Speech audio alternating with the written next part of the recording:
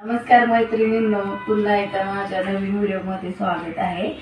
आज आपण पहा हे आरीवरचा ब्लाऊज असे वर्क दिलेले या ब्लाऊजला।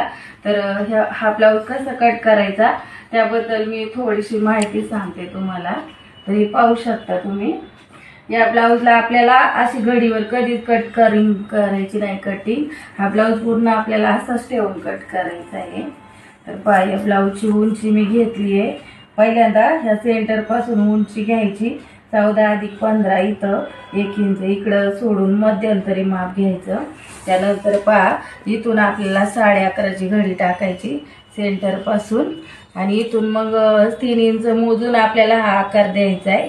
हे पहा ही गळा रुंदी आपण याची 3.5 इंच घेतली आणि हा मुंडा घेतला आणि अशा प्रकारे आपण या ब्लाऊजची कटिंग केली। ब्लाऊज शूट झालं तुम्ही नक्की पहा आणि सोप्या